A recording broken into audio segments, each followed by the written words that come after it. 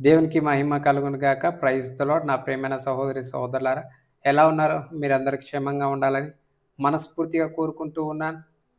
గత కాలమంతా కాపాడి ఎన్నో మేలులు చేసిన దేవుణ్ణి మనం ఎంతైనా ఆరాధించే బద్దులమై ఉంటూ ఉన్నాం కదా!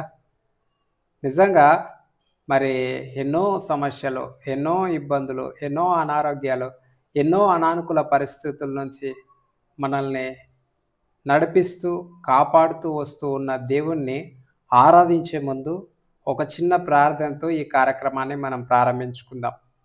ప్రేమగల తండ్రి, పరిశుద్ధుడైన దేవ వందనాలు. ఈ కార్యక్రమాన్ని వీక్షిస్తూ ఉన్న ప్రతి ఒక్కరిని మీరు జ్ఞాపకం చేసుకోండి. వారితో మీరు మాట్లాడండి. వారు కలిగి ఉన్న ప్రతి అవసరతను, ప్రతి అక్కరను మీరు తీర్చండి. యేసుక్రీస్తు నామంలో వారిని ఆధ్యాత్మికంగా బలపరచండి. ఆకాశమందున్న భయంకరుడైన దేవా, నిన్ను నమ్ముకున్న వారి యెడల వాగ్దానములు చేసి వాటిని నెరవేర్చగల సామర్థ్యం కలిగిన తండ్రి, ఎవడును సమీపరంతేసులో అమరత్వంలో సజీవుడవై గాన ప్రతిగానముల చేత ఎల్లప్పుడూ ఆరాధించబడుచున్న సైన్యములకు అధిపతియగు ఇజ్రాయేలు పరిశుద్ధుడైన దేవ, భూత భవిష్యత్ వర్తమాన కాలములు ఎరిగి ఉన్న దేవ, ఆదియు అంతమునై ఉన్న దేవ, అల్ఫా ఒమేగా అయ్యున్న దేవ, మిమ్మల్ని స్తుతిస్తూ ఉన్నాను. ఇదిగో ఈ సమయంలో మీరు మాతో మాట్లాడుతూ రండి. మీ స్వరం మాకు వినిపిస్తూ రండి. నిజంగా నా తండ్రి, గత వారమంతా మీరు మమ్మల్ని కాపాడి క్షేమంగా ఉంచిన మీ ప్రేమంతటిని బట్టి వందనాలు. మరి నా తండ్రి, ఇదిగో ఈ సమయంలో ప్రభువా, మరి నా తండ్రి, నీ సంఘంతో, నీ పరిశుద్ధులందరితో కూడా మేము కూడా నీ సన్నిధిలో మిమ్మల్ని ఆరాధించడానికి మీరు మాకు ఇచ్చిన గొప్ప శ్రేష్టకరమైన ఈ తరుణాన్ని బట్టి మిమ్మల్ని స్తుతించి, ఆరాధించి, మహింపరుస్తూ ఉన్నాను. మీరు మాతో మాట్లాడుతూ రమ్మని యేసుక్రీస్తు ప్రభువారి అతి శ్రేష్టమైన నామంలో స్తుతించి, ప్రార్థించి అడిగి వేడుకొంచున్నాం తండ్రి. ఆమేన్. అయితే ముందుగా ఒక చిన్న పాట పాడి దేవుని నామాన్ని మహింపరుద్దాం.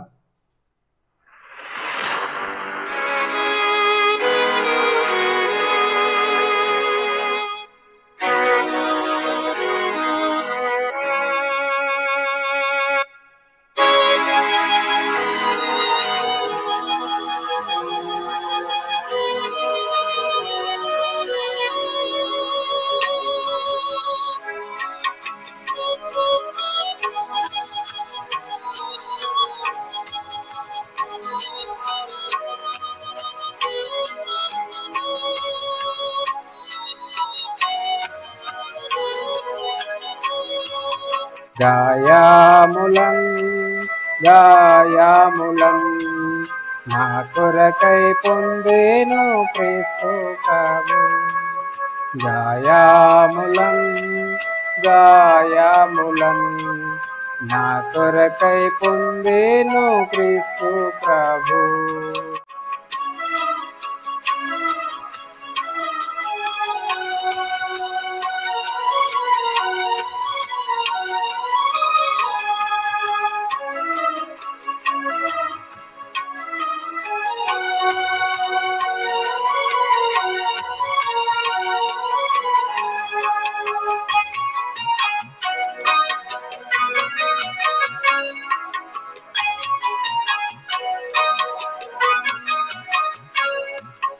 సురూపమైన సొగసైన లేదు, దుఃఖభరితుడాయెను.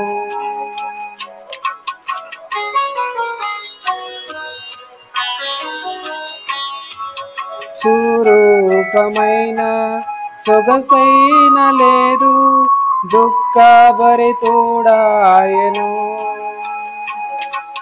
వ్యాధిగ్రస్తుడుగా వ్యాకులమొందెన్, వీక్షించి త్రిప్పిరి ముఖముల్.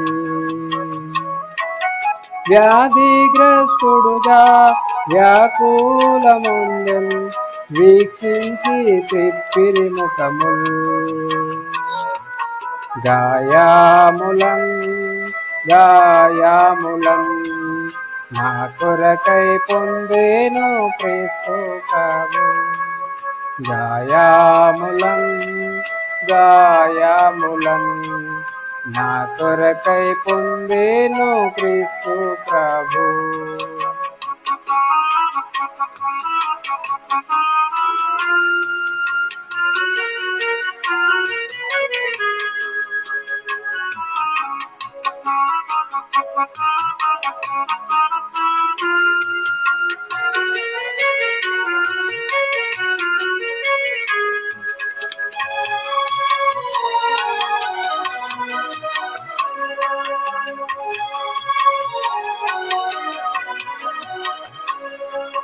మా రోగములను మా దుఃఖములను మనకై తానే భరించే.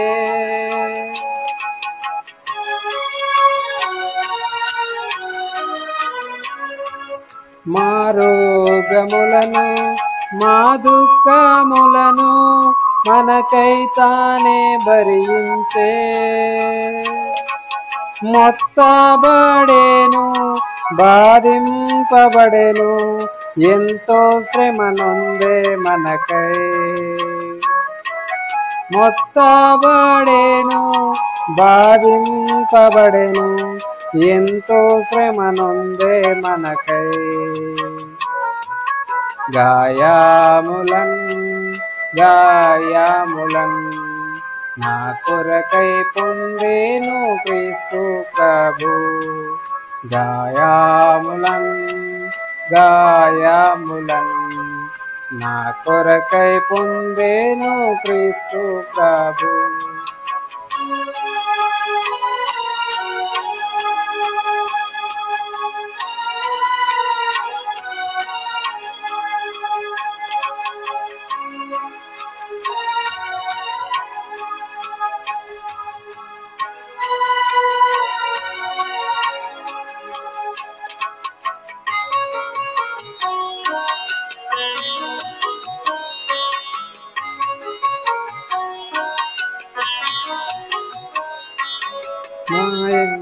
ప్రేమ క్రియలను బట్టి మరి నలుగా గొట్టబడెను.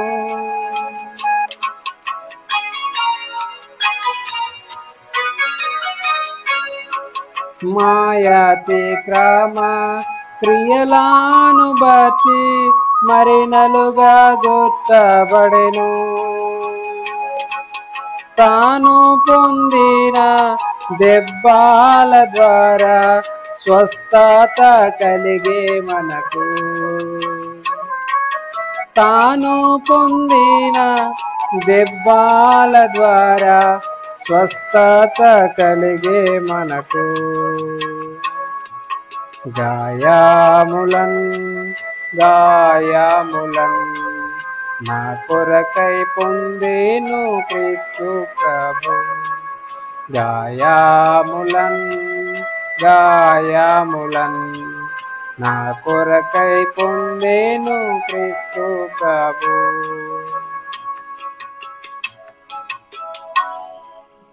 దేవునికి మహిమ కలుగును గాక. యెషయా గ్రంథము 44వ అధ్యాయము 26వ వచనాన్ని నేను మీకు చదివి వినిపిస్తాను. ఒక్కసారి వినండి. నేను నా సేవకుని మాట రూఢిపరచువాడును అని అంటా ఉన్నాడు. ఎలాంటి సేవకుని మాట దేవుడు రూఢిపరుస్తాడు? వీళ్ళకు వాళ్ళకి గిల్లాలు పెట్టే సేవకుని మాట రూఢిపరుస్తాడా? విశ్వాసులకు తగాదాలు పెట్టే సేవకుని మాట రూఢిపరుస్తాడా? ఇక్కడ మాట అక్కడ చెప్పి అక్కడ మాట ఇక్కడ చెప్పే సేవకుని మాట రూఢిపరుస్తాడా? అబద్ధాలు చెప్పే సేవకుని మాట రూఢిపరుస్తాడా? స్వనీతితో బతికే సేవకుని మాట రూఢిపరుస్తాడా? స్వార్థంతో బ్రతికే సేవకుని మాట రూఢిపరుస్తాడా? ఒక్కసారి ఆలోచించండి. దేవుడు మాట్లాడుతూ ఉన్న మాట ఏంటంటే, నేను నా సేవకుని మాట రూఢిపరుస్తానని చెప్పి దేవుడు మాట్లాడుతూ ఉన్నాడు. నిజంగా నా ప్రియమైన సహోదరి సహోదరులారా, ఈరోజు మన జీవితం ఎలా ఉంది? మన మాటను, దైవ సేవకులమైన మన మాటను దేవుడు రూఢిపరిచే విధంగా మన జీవితం ఉందా? మన మాటను దేవుడు రూఢిపరచాలి అనంటే మనము దేవునికి నమ్మకంగా బ్రతికే వారంగా ఉండాలి. మన జీవితం దేవుని ఎదుట, సంఘస్థుల ఎదుట కాదు, లోకం ఎదుట కాదు, కుటుంబం ఎదుట కాదు నీతిగా ఉండాల్సింది. హృదయ అంతరంద్రియములు పరిశీలించే దేవుని ఎదుట మన జీవితము నీతిగా, యథార్థంగా, వాక్యానుసారంగా మన జీవితం ఉంటే అప్పుడు మన మాటను దేవుడు రూఢిపరిచేవాడుగా ఉంటూ ఉన్నాడు. ఇక్కడ ఒక మాట చెప్పి అక్కడ వారి దగ్గర ఒక మాట చెప్పి ఈ విధంగా మన జీవితం ఉంటే ఖచ్చితంగా దేవుడు మన మాటను రూఢిపరిచేవాడిగా ఉండడు. నా ప్రియమైన సహోదరి, నా జీవితం ఎలా ఉంది? దేవుని ద్వారా మన మాటను రూఢిపరుచుకునే విధంగా మన జీవితం ఉందా? లేకపోతే దేవుడు మన మాటను రూఢిపరచుకోకుండా మన జీవితాన్ని పక్కకు పెట్టేవాడుగా ఉంటూ ఉన్నాడా? ఒక్కసారి ఆలోచించండి నా ప్రియమైన సహోదరి సహోదరులారా. ఇప్పటికైనా మీ జీవితం ఎలా ఉందో మిమ్మల్ని మీరు పరీక్షించుకోండి.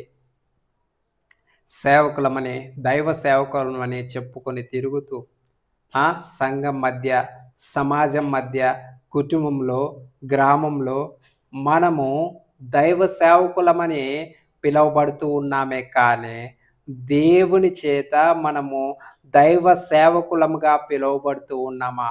నా సేవకుని మాట నేను రూఢిపరుస్తాననే ఆ నమ్మకం దేవునికి మనం కలిగిస్తూ ఉన్నామా? ఒక్కసారి ఆలోచించండి. మిమ్మును మీరు పరీక్షించుకోండి నా ప్రియమైన సహోదరి సహోదరులారా. ఇంకా ఆ మాటలో దేవుడు ఏమని మాట్లాడుతూ ఉన్నాడు? నేను నా సేవకుని మాట రూఢిపరచువాడను, నా దూతల ఆలోచన నెరవేర్చువాడను. ఎలాంటి ఆలోచనలు దేవుడు నెరవేరుస్తాడు? ఎలాంటి ఆలోచన? సంఘానికి క్షేమకరమైన ఆలోచన, దేవుని నామానికి మహిమను తీసుకొచ్చే ఆలోచన దేవుడు నెరవేర్చేవాడుగా ఉన్నాడు. సహోదరి సహోదరులారా, ఒక్కసారి ఆలోచించండి. మీ ఆలోచన ఎలా ఉంది? మన ఆలోచనలు ఎలా ఉంటాయి అనంటే దేవుని వాక్యానికి విరోధంగా ఉంటాయి. దేవుని నామానికి మహిమను తీసుకొచ్చే విధంగా ఉంటాయంటే ఖచ్చితంగా కాదు. దేవుని నామానికి అవమానం తీసుకొచ్చే విధంగా మన ఆలోచనలు ఉంటాయి. మన ఆలోచనలు దేవుని నామానికి అవమానం తీసుకొచ్చే విధంగా ఉంటే మన ఆలోచనలు దేవుడు నెరవేర్చేవాడుగా ఉంటాడా? ఒక్కసారి ఆలోచించండి. మన ఆలోచనలు నెరవేర్చబడాలి అనంటే దేవుని నామానికి మహిమకరంగా మన ఆలోచనలు ఉండాలి. దేవుని నామానికి మహిమను తీసుకొచ్చే విధంగా మన ఆలోచనలు ఉండాలి. అలాంటి ఆలోచనలు కలిగి ఉన్నావా? లేకపోతే దేవుని నామానికి అవమానం తీసుకొచ్చే ఆలోచన కలిగి ఉన్నావా? ఒక్కసారి ఆలోచించేయండి నా ప్రియమైన సహోదరి సహోదరులారా. అలాగే ఇంకా ఏమని మాట్లాడుతూ ఉన్నాడు?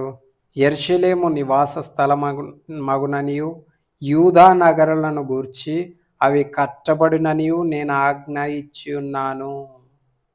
ఇక్కడ నిజంగా యెషయా ద్వారా దేవుడు మాట్లాడుతున్న ఈ మాటలను మనం వింటూ ఉంటే ఇజ్రాయేల్ ప్రజలు ఎప్పుడైతే దేవునికి విరోధంగా పాపం చేస్తూ వచ్చారో, ఎప్పుడైతే దేవుని ధర్మశాస్త్రాన్ని మీరి పాపం చేస్తూ వచ్చారో, ఎప్పుడైతే దేవుని మాటను తృణీకరించి పాపం చేస్తూ వచ్చారో, అప్పుడు వారు ఆ యొక్క యెరూషలేము, ఆ యొక్క యూదా ఎంతో భయంకరంగా నాశనం చేయబడుతూ వచ్చాయి.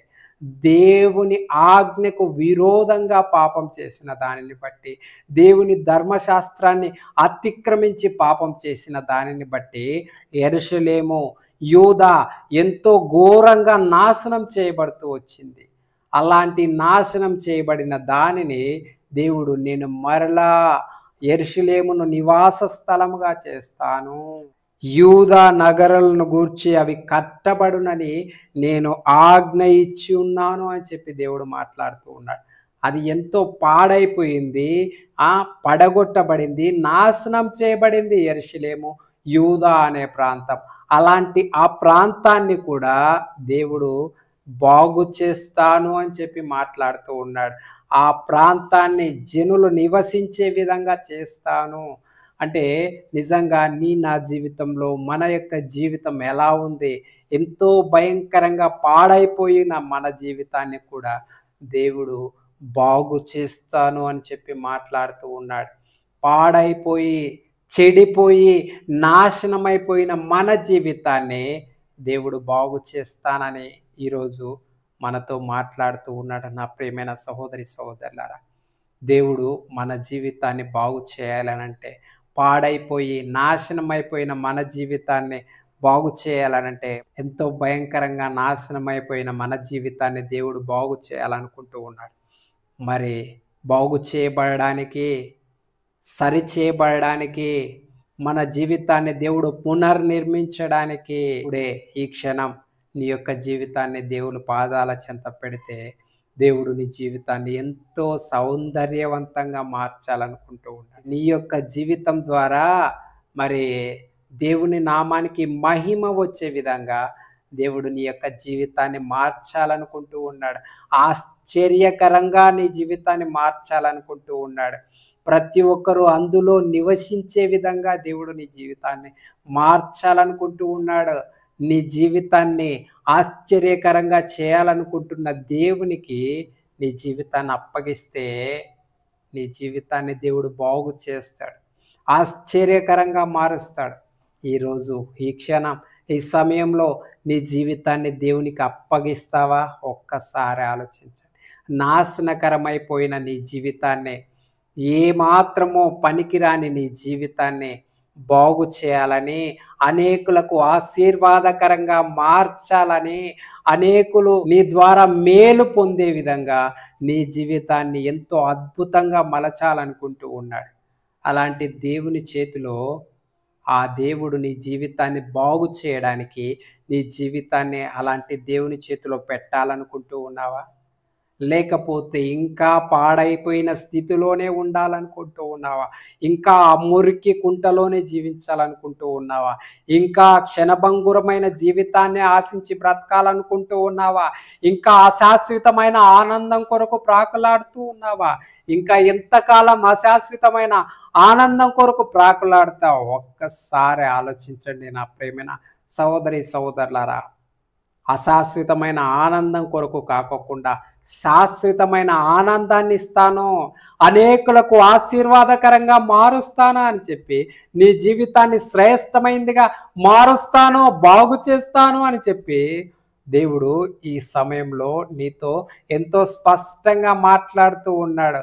ఇప్పటికైనా నీ జీవితాన్ని మార్చుకొని ఆ దేవాది దేవుని చేతిలో నీ జీవితాన్ని పెడితే, నీ జీవితం ఎంతో ఆశీర్వాదకరంగా, అనేకులకు మేలుకరంగా మార్చడానికి దేవుడు ఇష్టపడుతూ ఉన్నాడు. నా ప్రియమైన సహోదరి సహోదరులారా, ఒక్కసారి ఆలోచించండి. మిమ్మల్ని మీరు పరీక్షించుకోండి. మీ జీవితం ఎలా ఉంది?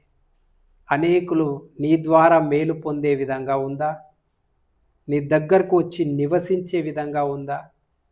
లేకపోతే నీ దగ్గర నుంచి పారిపోయే విధంగా ఉందా? అనేకులు నీ దగ్గరకు వచ్చి నివసించాలని అంటే దేవుని చేతిలో నీ జీవితాన్ని పెట్టాలి. ఈ క్షణభంగురమైన జీవితాన్ని నువ్వు ఆశ్రయించుకొని బ్రతకాలి.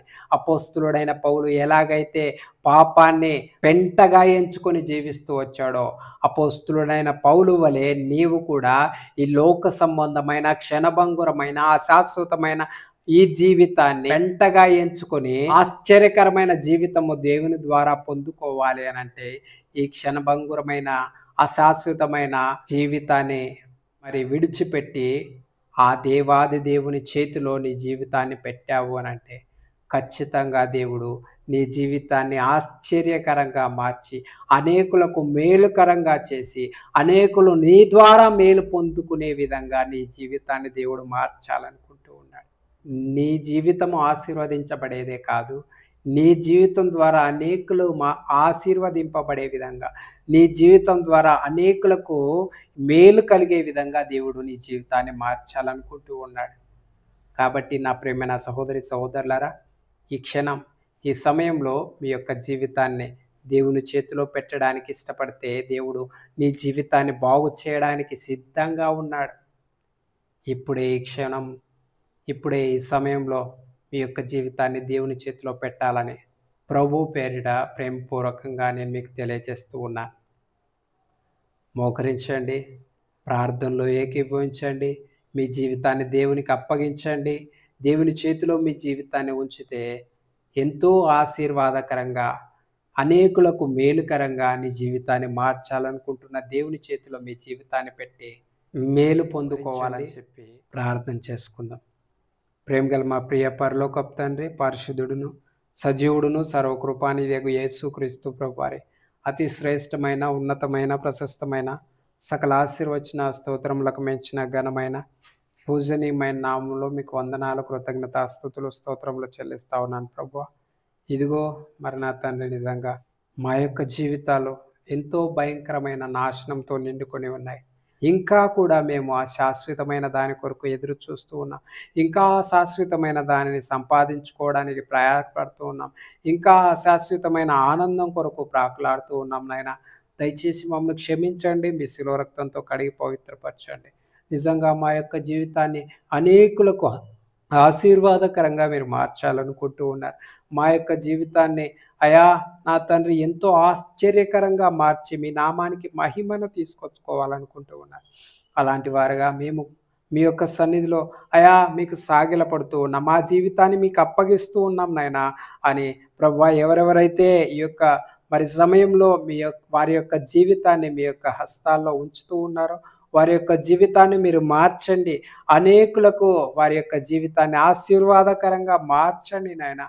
అయా వారి యొక్క జీవితాన్ని మీరు బాగు చేయండి. అయా వారి యొక్క పాడైపోయిన జీవితాన్ని అయా ఫలవంతంగా మీరు మారుస్తున్నందుకు వందనాలు చెల్లిస్తూ ఉన్నాను.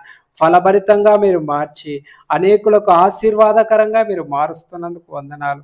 కృతజ్ఞతాస్తుతులు స్తోత్రములు చెల్లిస్తూ యేసుక్రీస్తు ప్రభువారి అతి శ్రేష్టమైన నామంలో స్తుతించి ప్రార్థించి అడిగి వేడుకొంచున్నాం తండ్రి. ఆమేన్. తండ్రి అయిన దేవుని ప్రేమయు, కుమారుడైన యేసుక్రీస్తు ప్రభువారి కృపయు, పరిశుద్ధాత్మ దేవుని అన్యోన్య సహవాసం ఎప్పుడు ఎల్లప్పుడు సదాకాలం తోడయుండును గాక. ఆమేన్. ఆమేన్.